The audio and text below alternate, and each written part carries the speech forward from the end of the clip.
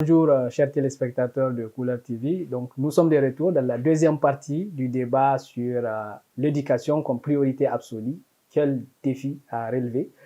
Alors, nous étions sur un point qui est extrêmement important, c'est le problème de compréhension de la langue, en fait. Je pense que Moumouni, sur la question de l'incompréhension de la langue, donc Aboubacar a soulevé une question sur laquelle peut-être on va proposer un autre débat dessus, sur est-ce qu'on est obligé d'enseigner en français. Mais moi, je me dis que du moment où le français a déjà fonctionné par le passé et que quelque part, à partir d'un certain moment, en fait, ça ne marche plus, les enfants n'arrivent plus à suivre. Donc, pour vous, en fait, est-ce qu'il faut réellement intégrer d'autres langues ou qu'est-ce qu'il faut faire, en fait, pour remédier à cela? Déjà, merci pour la question. Moi, euh, si tu me permets, le souci déjà vient de... C'est ce qu'on a semé qu'on est en train de récolter. Parce que si les enfants n'arrivent pas à s'exprimer en français, c'est qu'il y a déjà quelque chose derrière. Est-ce que vous voyez? Parce que la majorité des profs, c'est eux qu'on indexe, qu'on dit, voilà, c'est eux le souci.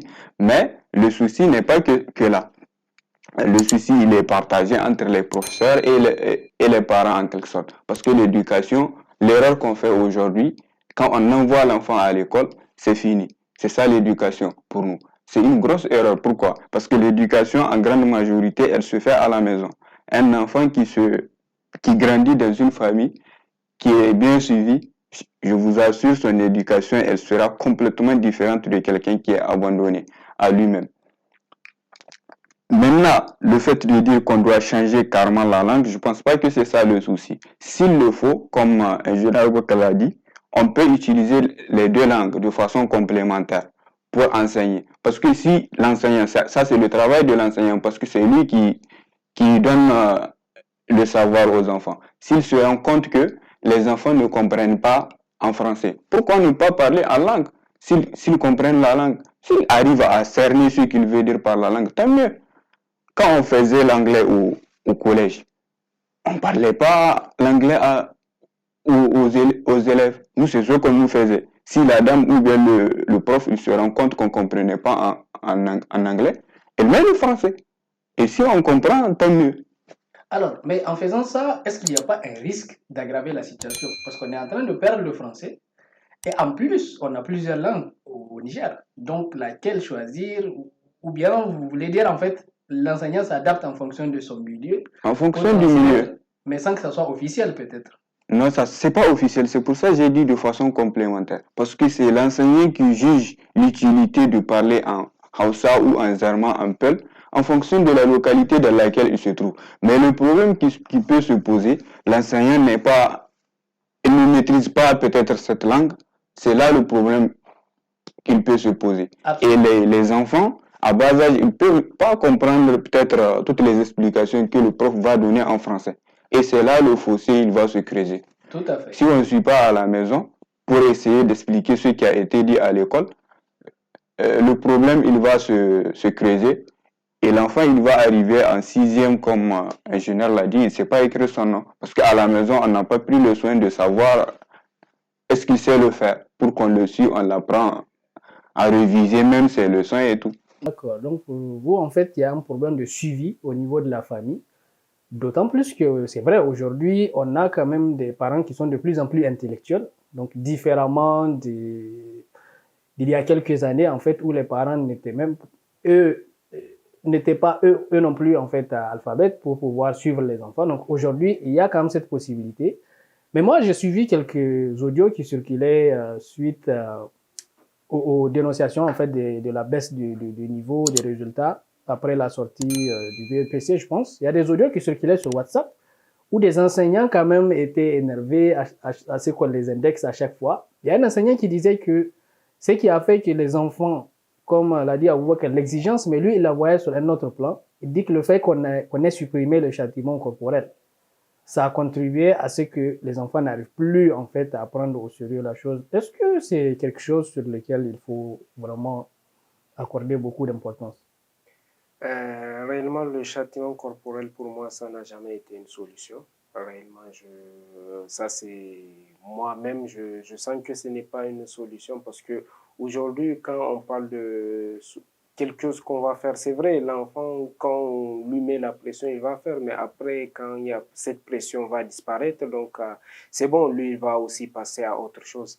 C'est plus ça, comme je disais tout à l'heure, moi je préfère qu'on puisse mettre du challenge, que les enfants soient récompensés quand ils arrivent à un niveau. C'est comme un jeu vidéo, tu arrives à un level, tu gagnes à quelque chose. C'est plus dans ce sens qu'on peut mieux éduquer nos enfants que le châtiment corporel. Le châtiment corporel, oui, peut-être ça a marché, mais après, il y a des enseignants qui exagèrent. On l'a tous vécu, soit nous, soit des amis qui ont été tabassés à mort, si je peux me permettre ce terme. Mais j'estime que, pour moi, le châtiment corporel n'est pas la solution. Et il y a beaucoup de pays aujourd'hui qui ne l'appliquent pas, mais leur éducation, elle est très bien. Et pour moi, les défis, on peut, si réellement on veut regarder le défi, c'est pas que ça, c'est plus profond. C'est que on peut les catégoriser quand même en plusieurs catégories. Je pense qu'on peut s'arrêter à trois. Il y a, parce que il y a l'inégalité aujourd'hui. Quand on regarde, il y a pas mal de ceux qui sont, par exemple, dans des villes ont plus de la possibilité de partir à l'école que ceux qui sont dans des villages. Et c'est très loin, donc on tend à réduire ça avec les constructions d'écoles. Il y a aussi toute cette histoire de ce dont on a discuté depuis le début, la qualité. La qualité, elle est liée au... Déjà, il y a des enseignants. En fait, aujourd'hui, quand on regarde au Niger, l'enseignement, deux fois, il devient le choix par défaut. Et j'ai cherché à faire ça, j'ai cherché à faire ça, j'ai pas pu. Donc, je me rabats sur l'enseignement et je fais une formation de 3 semaines pour enseigner. Déjà, je ne dis pas, ça peut être un problème de compétence parce que les gens n'ont pas étudié longtemps, mais j'accuse plus la motivation. Parce que même si on a moins de compétences, j'en ai vu dans les secteurs privés des gens qui ont moins de compétences, mais qui ont plus de motivation. Ça permet le moins, le peu qu'ils ont, ça leur permet de le partager avec leurs étudiants. Mais si on n'est même pas motivé, on l'a fait juste pour gagner un salaire, parce que aujourd'hui, quand on regarde, moi, quand je me rappelle, j'avais des enseignants à l'école primaire, ils avaient mal que si nous n'arrivons pas à comprendre quelque chose, parce que c'était plus la motivation de partager leur savoir que cette histoire de gagner de l'argent. Et c'est là aussi, je pense, qu'on pêche par rapport à la qualité. Et aussi, il y a le financement qui n'est pas forcément lié juste à l'État. Et comme le dit Momoun, il faut que même les familles investissent ça. S'il y a les moyens, pourquoi ne pas investir? Il y a d'autres qui n'ont pas les moyens, mais il y a d'autres qui ont... Parce que il ne faut pas avoir des comportements individualistes. Il faut savoir que si on doit grandir tous ensemble. Parce que si une personne est devant et les autres sont derrière, à quoi bon? Avec qui elle va vraiment avancer? Donc moi, je résume ça vraiment de cette façon. Absolument, et c'est très intéressant en fait ce qu'il vient d'avancer, d'autant plus que par rapport à cette question de motivation surtout, moi ça m'interpelle beaucoup. Et sur cette question aussi, le président avait parlé des conditions de vie et de travail en fait des enseignants. Peut-être que pour qu'ils puissent être motivés, il faut aussi penser à changer leurs conditions parce qu'aujourd'hui, on sait vraiment la situation dans laquelle ils sont. Lui-même, il l'a rappelé. Prends quelqu'un, on l'envoie très loin en campagne avec des moyens dérisoires où il a du mal à se déplacer pour s'y rendre. Donc, évidemment, il ne sera pas du tout motivé, en tout cas, ou même s'il a la motivation, au fur et à mesure, avec le temps, ça peut quand même... Voilà, il n'y a pas de flamme pour entretenir cette motivation. Exactement, c'est comme une voiture qui n'a pas de carburant, tout simplement. Bon, changer les conditions de vie et de travail, je pense que ça, c'est quelque chose qui concerne l'État. Ils sont déjà conscients, ils le feront. On va attendre pour voir. Je pense qu'on n'a pas besoin de débat là-dessus. Maintenant, il y a un point quand même qui est très intéressant. Il le posait sous forme de rhétorique, en fait. Il disait comment faire en sorte que l'école puisse garder les enfants le plus longtemps possible, en fait, pour qu'ils puissent devenir des cadres, en fait, qui peuvent assurer la relève, et pour servir d'exemple, en fait, à l'insatisfaction des parents. Parce que les parents, aujourd'hui, malheureusement, ils envoient leurs enfants à l'école, quelques années après, ils reviennent, ils n'ont pas réussi, ils ne sont pas allés loin, pour devenir quelque chose, ou quelqu'un, comme on l'a dit, pour qu'ils puissent avoir cette confiance, en fait, prochainement, d'envoyer leur petit frère à l'école. Ingénieur Mouni.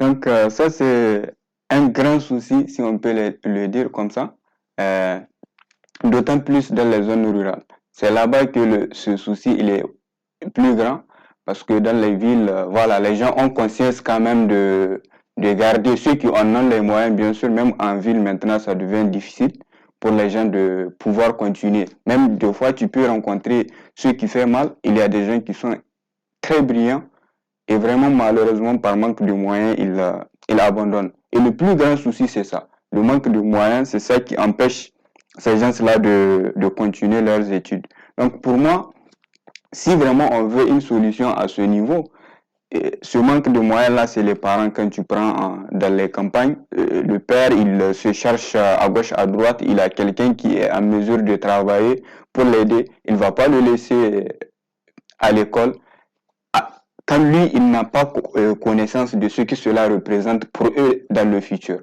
Tu vois, donc c'est plus un besoin immédiat que lui, il cherche à satisfaire que de penser à long terme. Donc pour moi, il faudrait assister ces parents-là à dépasser ce besoin immédiat-là pour pouvoir garder ces enfants-là. Mais sans instruire ces parents-là, on ne peut pas le faire. Ça sera mission impossible. Donc la première chose à faire, c'est de faire comprendre à ces parents-là l'importance même de garder les enfants à l'école en fait. Exactement. Et pour ça, il faut déjà les sensibiliser. Mais en plus, il faut un accompagnement sur le terrain. Et je pense qu'il a pensé à ça quand il prévoit. Donc, on va aller en même temps au niveau des solutions. Bon, à part le changement des conditions de vie et de travail des enseignants, ça, c'est l'une des solutions, voire la principale. Après, il prévoit aussi ce système d'internat. Mais pour l'instant, il le prévoit que pour les jeunes filles, en fait, parce qu'on constate que les filles, quand même, sur le taux de scolarisation, elles sont moins défavorisées par rapport aux garçons, surtout en milieu rural, comme Moumoun l'a soulevé. Et pour ça, donc, il prévoit un système d'internat qui sont déjà en train d'être mis en place actuellement pour leur permettre non seulement d'alléger les parents, en fait, et pour que les parents aient confiance, en fait, d'envoyer leurs filles pour qu'elles puissent durer longtemps à l'école. Et il dit que si le système marche, on peut certainement l'étendre même sur les garçons. Donc, est-ce que c'est une solution que vous trouvez efficace? Certainement, c'est une solution qui serait efficace, mais il y a une question quand même qui se pose parce que quand on parle de jeunes filles au Niger, d'envoyer des jeunes filles dans des internats, c'est comment les parents vont accepter dès le début. C'est là où Momoun disait la sensibilisation, il faut faire beaucoup de sensibilisation parce qu'il faut les convaincre. Et on a ce problème parce que aujourd'hui, pourquoi il n'y a pas beaucoup de jeunes filles scolarisées par rapport aux garçons? C'est toujours pour cette idéologie que non, la fille n'est pas faite pour l'école, non, je ne veux pas que ma fille sorte de chez moi parce que ceci, parce que cela. Donc, c'est là le défi majeur pour, je pense, le président par rapport à cette création d'internats. Les internats, oui, quand il y a les internats, moi j'ai fait des écoles où il y a des internats et j'ai vu, il y a plus d'engouement pour réviser, pour apprendre. Parce que si moi je ne maîtrise pas, il y a forcément quelqu'un dans la classe qui maîtrise, je vais partir le voir pour cette matière et lui aussi il va venir me voir pour une autre matière ou voir une autre personne. Et c'est comme ça qu'on a fait pour tous apprendre, pour évoluer. Et c'est pour cela on peut même regarder jusqu'à présent au Niger, les écoles où il y a des internats, on a plus un mouvement d'ensemble, on a plus des gens qui apprennent bien et qui, au-delà de ceux qui vont apprendre pour l'école, il y a une certaine solidarité qui se crée. Et après, ça leur permettra, même dans la partie business, de pouvoir lancer des choses ensemble parce que ça aussi, ça peut faire partie de notre discussion, c'est de se dire que il ne faut pas vouloir se lancer seul. Il faut se lancer avec des amis parce que on dit qu'il veut aller plus vite part tout seul. Si tu veux aller plus loin, vous partez ensemble. C'est à peu près ça. Et dans ce sens, moi, je dis que l'internat, il est important. Mais il faut juste qu'on fasse attention à comment lancer cette campagne d'internat. Donc là aussi, on revient sur la sensibilisation parce que c'est quand même très important d'avoir cette confiance en fait de la part des parents. Et on sait au Niger, c'est pas évident d'accepter, d'autant plus que ces internats ne sont pas vraiment sur place. Donc la fille va aller pour passer des mois loin des parents. Il y a le souci de l'éducation, il y a le souci de religion, de culture. Mais ils pensent quand même à tout ça. Ils pensent mettre en œuvre un programme qui va permettre d'assurer un suivi efficace. Et pour le moment, c'est une sorte de test. Donc, ils prévoient de lancer dans toutes les régions sans internat d'ici fin 2022. Alors, je ne sais pas ce qu'ingénieur Mouni pense par rapport à cette politique. Oui, pour moi, je rejoins l'avis de Aboubakar parce que le fait de lancer des internats, euh, l'ayant fait déjà, c'est quelque chose, comme il l'a souligné, qui développe quelque chose, une certaine personnalité à la personne. Et une personne, c'est quelque chose de complexe en fait. Et si tu développes déjà cet esprit-là, parce que ce qui nous manque aujourd'hui, on peut avoir des gens qui sont là éduqués et tout, mais qui sortent, qui sont pas capables de réaliser ce pourquoi ils ont été éduqués. Pourquoi? Parce qu'on n'a pas développé ça. Et pour moi, l'endroit idéal vraiment pour développer déjà des gens qui sont patriotes, c'est au sein des internats. Pourquoi? Quand je vous prends par exemple les lycées techniques, lycées d'excellence et autres, vraiment il y a une certaine entraide au sein même au-delà des études. Même si vous êtes des concurrents en classe, vous pouvez venir ici s'entraider facilement et l'apprentissage, c'est ça. Quand tu veux apprendre rapidement, tu dois faire recours à ces genres de techniques pour essayer d'évoluer, avoir d'autres idées. C'est l'endroit idéal. Maintenant, le problème qui peut se poser, c'est par rapport à cette confiance-là, comme vous l'avez dit, les parents, est-ce qu'ils auront confiance à donner leur fille pourquoi? Par crainte des mauvaises expériences qu'ils ont eues par le passé. Mais il faut qu'on arrive à leur faire comprendre, voilà, ils n'ont rien à craindre. Le cadre, il sera idéal euh, pour accueillir les filles. Et le fait qu'ils choisissent de lancer juste pour les filles, c'est déjà quelque chose de très bien. Parce que des fois, la crainte elle est liée à la mixité, en fait. La crainte des parents, c'est lié à la mixité. Maintenant, si c'est des internats, si les profs, ils sont responsables, je pense que c'est quelque chose de génial si ça arrive à se concrétiser. Voilà, on espère que ça va se concrétiser et on attend tous pour voir comment ça va se réaliser. Mais il y a bon espoir quand même que ça puisse répondre, comme vous l'avez dit, par rapport à toute cette solidarité qui s'est créée, cet esprit de communauté en fait qui se développe dans les internats. Alors, parmi les solutions encore, il y a l'accroissement en fait de la capacité d'accueil des établissements scolaires et puis de la formation, des centres de formation professionnelle. Ça aussi, c'est très important pour qu'on puisse former directement en fait des gens qui seront capables tout en charge. Et après, il y a la carte scolaire. Donc pour lui, la carte scolaire va servir plutôt au contrôle des créations d'écoles par complaisance. Qu'est-ce qu'il appelle création d'écoles par complaisance? Il a donné un exemple, en fait, dans les milieux reculés, en campagne, presque chaque chef de quartier où tout le monde est là. On voit des écoles privées, en fait, qui fleurissent partout. Les gens créent des écoles à tort et à travers. Et ça pose un problème par rapport à la qualité de l'enseignement, par rapport au contrôle. Donc là-dessus, je ne sais pas ce que vous pensez par rapport à cette solution également. Les écoles privées. En fait, les écoles privées, on peut dire que c'est un mal nécessaire. Mais ça dépend réellement parce qu'aujourd'hui, si on a un bon système éducatif, vraiment, on n'en a pas besoin d'école privée. Si on a le système éducatif idéal, on n'aura pas besoin d'école privée parce que tout le monde trouvera tout ce qu'il veut dans le public. Donc, je vois pas quelqu'un qui va vouloir juste dépenser de l'argent pour dépenser. Aujourd'hui, on les a parce que il y a soit la mauvaise qualité déjà qu'on a dans le public. Donc, il y a certaines écoles privées quand même qui sont mieux que l'école publique. Ça, on va pas le nier. Donc, ce qui fait que il y a d'autres qui amènent leurs enfants pour espérer qu'ils auront une meilleure éducation. Il y a aussi d'autres écoles privées parce que bon, il y a des gens qui ont, dans les écoles publiques, qui n'ont pas pu réussir à des examens et qu'ils doivent être renvoyés. Donc, c'est des écoles privées pour un peu récupérer, en fait, les gens pour leur donner une deuxième chance, ce qui n'est pas mauvais.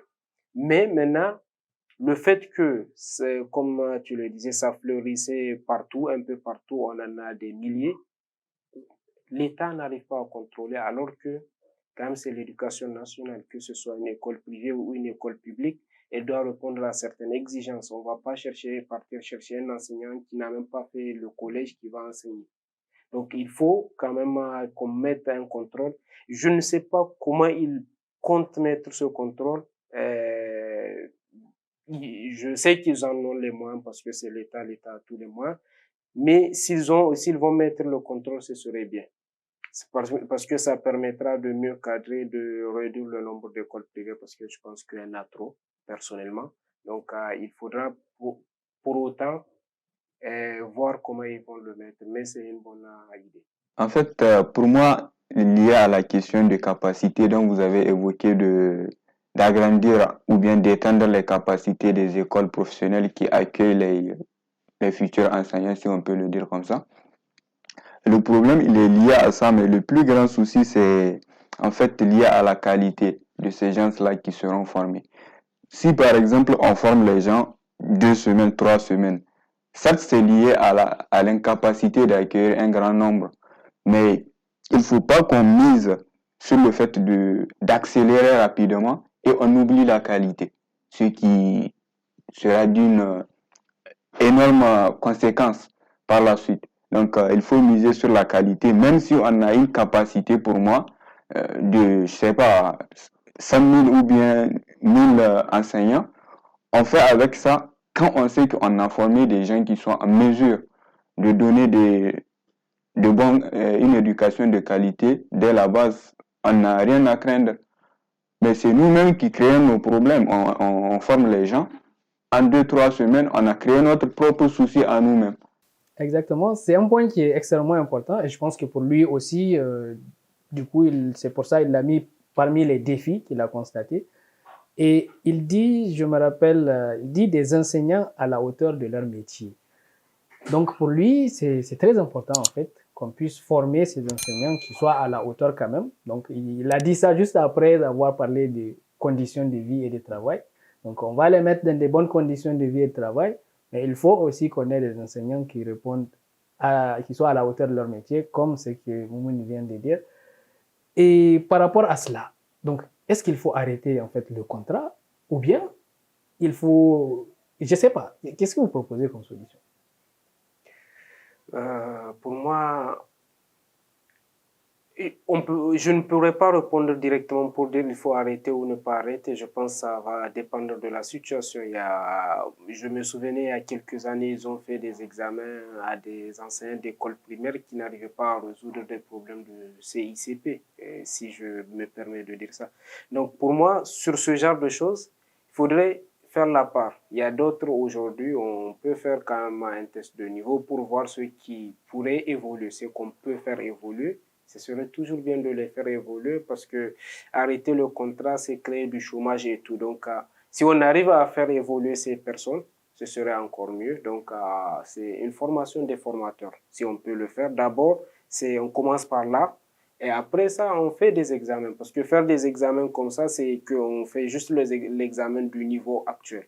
Mais si les gens ont du potentiel, formons-les. Parce que quand on dit que c'est un enseignant, il faut quand même continuer toujours à le former. Même en entreprise, c'est ce qui se passe. On a appris des méthodes, mais les méthodes changent, le monde évolue. Donc, formez-les et faites-leur un examen après pour savoir ce que vous allez garder et ce que, honnêtement, ils ne sont pas faits pour ce travail. Parce que ça ne veut pas dire qu'ils sont nuls, mais ils ne sont pas faits pour ce travail. On ne peut pas demander, par exemple, à un poisson de grimper l'arbre.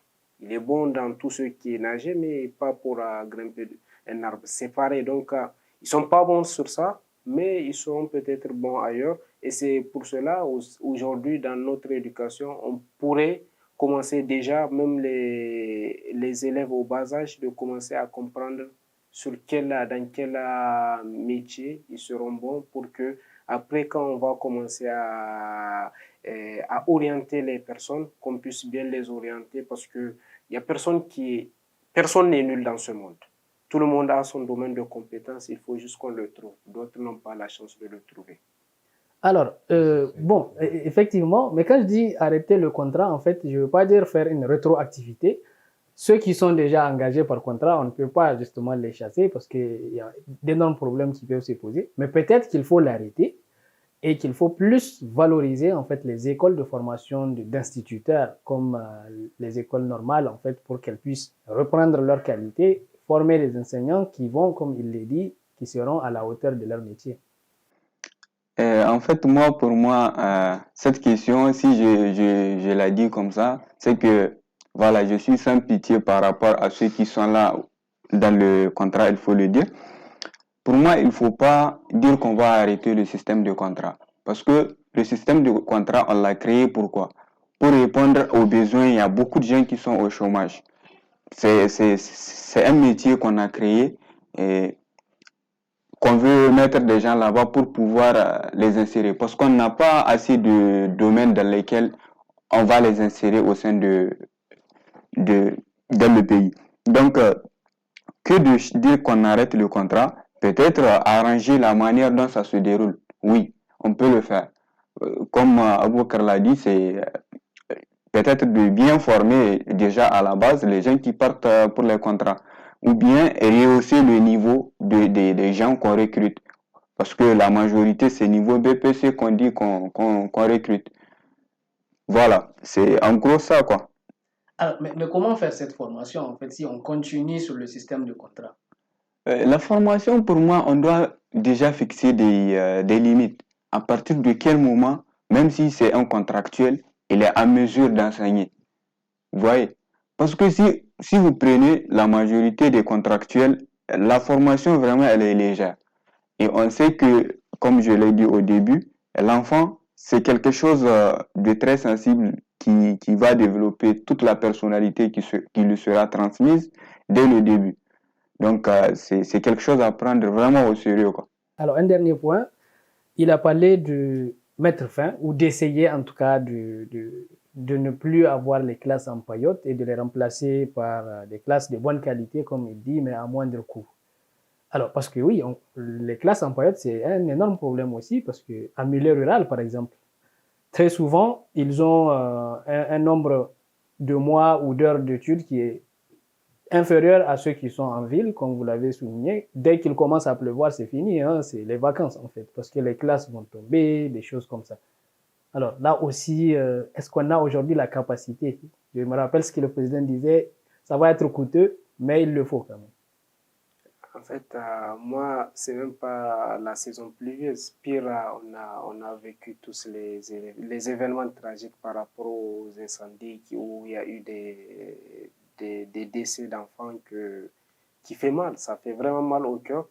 En se disant, oui, les classes en période qu'on a, ça permet au moins financièrement de subvenir à des besoins des écoles. Mais quand on regarde réellement si chaque année, comme on vous le dit, à chaque année, on les reconstruire. Donc, si on considère qu'on passe 10 ans à reconstruire ou 15 ans à reconstruire, quel est le coût qu'on dépense? Si on le compare au coût d'une classe bien faite, je pense qu'il n'y a pas une grande différence. Je pense que sur le long terme, on est gagnant, mais on est toujours regardant sur le court terme. Après, bon, il y a d'autres considérations comme est-ce que l'argent est disponible sur place, mais c'est là où on parle de priorité. On parle de dire que l'éducation, c'est un secteur prioritaire. Ça, je pense que la question ne se pose pas. On est tous d'accord que c'est un secteur prioritaire. Maintenant, toute la question, est-ce que on va joindre les actes à la parole? Parce que pour moi, quand on dit prioritaire, là n'est plus la question de dire que ça coûte cher. Ça coûte cher, est-ce qu'on a de l'argent? On le met. Même si ça va en pâtir sur d'autres secteurs, mais comme on parle de prioritaire, on le met. Parce que au-delà de ça, peut-être, je ne sais pas si c'est un point qu'on va aborder, donc si c'est pas un point, moi j'en parlerai quand même après. C'est par rapport à tout ce qui est... Aujourd'hui, tout change, à part les classes, parce qu'avec le Covid l'année passée, les gens n'ont pas pu étudier. Donc, il y a eu création de nouvelles méthodes qui étaient peut-être plus difficiles en Afrique et vers l'Asie. Donc, c'est peut-être aussi, il faut qu'on repense, pas forcément des classes, mais qu'on voit d'autres types de classes.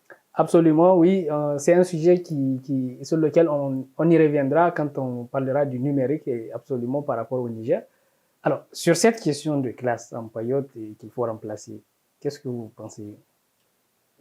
En fait, déjà, c'est bien de l'avoir évoqué, vouloir le penser, le remplacer. Déjà, ça veut dire qu'on a conscience de la nécessité de la chose. Parce que ça faisait longtemps. Moi, personnellement, j'ai eu à le faire là-dedans. Les enfants, ils sont dans des conditions vraiment, deux fois inimaginables, quoi. Et dans toute chose, il faut un cadre, un bon cadre pour bien apprendre. Il y a certes des gens qui arrivent à bout, au bout, ou bien on peut les dire comme ça, de leurs études, ou bien qui réussissent de cette manière-là, mais combien ils sont? Euh, le nombre, c'est très limité. Et dans la grande majorité, c'est lié à ce manque de cadre-là et bien d'autres choses qu'on a déjà eu à évoquer. Donc, c'est déjà bien de le penser. Maintenant, comment le faire? Je pense qu'on peut y arriver, mais pas d'un coup. On peut le faire toujours de façon progressive, identifier ces genres de classes-là, ou bien des zones, euh, pour qu'on ne le fasse pas dans une seule zone en quelque sorte, pour que ça soit bien réparti en fait. Exactement. Bon, je pense qu'on a eu à faire un large tour quand même par rapport aux défis. Il y en aura peut-être d'autres défis à relever. Donc, c'est l'occasion pour nos téléspectateurs de nous les donner en commentaire, de nous donner leur avis aussi par rapport à ces débats-là. Une question projection pour tous les deux. Vous pensez qu'on va pouvoir rehausser notre système éducatif dans combien d'années? Au début, quand vous avez commencé la question, je pensais que c'était est-ce qu'on pense qu'on va le faire ou pas? D'accord. Et j'avais eu peur de cette question. Pourquoi? Parce que si on commence à se poser la question, est-ce qu'on va le faire ou pas, ça veut dire qu'on commence à douter. Voilà, mais vraiment, j'ai aimé le fait que c'est en combien d'années. Parce que ça veut dire qu'on est tous câblés sur cet objectif. On sait qu'on va le réussir, on doit le réussir. Maintenant, pour combien d'années, je voudrais vraiment m'aventurer pour donner un nombre d'années. Maintenant, tout dépend de l'implication de tout un chacun, du gouvernement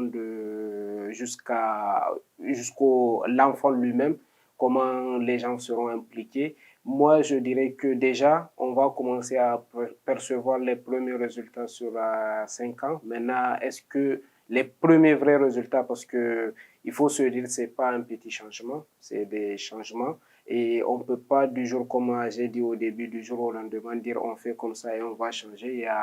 On va arrêter de faire comme ça, on va changer la façon de faire. Il y a toute une conduite de changement qu'il faut mener et qu'il faut bien mener. On va essayer des choses qui ne vont pas marcher, on va les corriger. L'essentiel, c'est qu'on se dise que tant qu'on a cet objectif, tant qu'on joint les actes à la parole, on va y arriver. La question du temps n'est pas très importante tant qu'on voit qu'on progresse, c'est ça qui est important parce que dire comment on appelle ça, meilleur et qu'on n'essaie pas de progresser n'est pas bon. Mais même quand on sait qu'on n'est pas les meilleurs, mais quand on progresse, on sent que toujours il y a de l'évolution. Donc, il y a un objectif, je parlais tout à l'heure du challenge. On sait qu'on a un objectif à atteindre, on le voit, on essaie toujours de mettre les bonnes actions pour le faire. Exactement. Alors, ingénieur Moumouni, est-ce qu'on peut avoir un chiffre? Dans combien d'années? Non, je ne pense pas, comme Aboubakar a su bien le dire, on ne peut pas donner un chiffre pour dire que voilà, on peut atteindre ça à partir de tel nombre d'années. Je pense qu'il a déjà vraiment bien expliqué ce qu'il faut, c'est déjà la motivation et cet objectif-là clair. Si on l'a, donc toutes les différentes parties, que ce soit les parents, les enseignants, l'élève lui-même et même la société dans laquelle évolue l'enfant, elle contribue d'une certaine manière à l'atteinte de cet objectif-là. Donc c'est tout cet ensemble-là qui doit mener, même si on donne un nombre, s'il y a une partie de ce puzzle-là qui fait pas son action, on va pas atteindre l'objectif avec ce nombre-là. Donc, ça sert à rien de donner un nombre par la suite, on l'atteint pas comme ça, mais quand même, c'est bien de se focus sur l'objectif et donner ce qu'il faut pour l'atteindre, quoi. Absolument. Moi, je reste convaincu que, comme vous l'avez dit, hein, ça reste quand même sous condition. Si tous les acteurs, en tout cas concernés du secteur de l'éducation, pas que public, en tout cas le civil aussi, la famille, l'enfant, tout le monde, si nous contribuons tous en fait à ce que ça puisse changer, moi j'ai la ferme conviction que, on va dire dans les 15 ans, on va commencer à voir réellement les vrais résultats, en tout cas de la chose. On reste convaincu et nous espérons. Vous aussi, vous pouvez nous dire dans combien d'années vous voyez cette évolution en commentaire. Et un dernier mot. Pour moi, si le mot de la fin serait que ensemble, on peut tout réussir. Voilà, ensemble, on peut tout réussir, c'est très beau. Ingénieur Mouni. Pour moi, le mot de la fin serait pour tous ceux qui déjà nous regardent, qu'ils prennent conscience que l'éducation n'est pas une chose juste faite pour une partie. C'est quelque chose de commun à tous, qu'il faudrait assumer nous tous, nos responsabilités, chacun à son niveau. Voilà, l'éducation nous appartient tous. Il faut qu'on assume nos responsabilités pour qu'on puisse réussir tous ensemble, pour accompagner tous ces enfants-là, que chacun puisse y arriver, pour élever les niveaux et puis pouvoir récolter les résultats bientôt. C'est la fin de cette deuxième partie donc, du débat sur l'éducation comme priorité absolue. Quel défi à relever? Nous avons fait le tour et puis nous espérons tout simplement que nous y reviendrons dans 10 ans, 15 ans pour dire que oui, voilà les résultats et puis on a fini par y arriver. Je vous remercie et à très bientôt.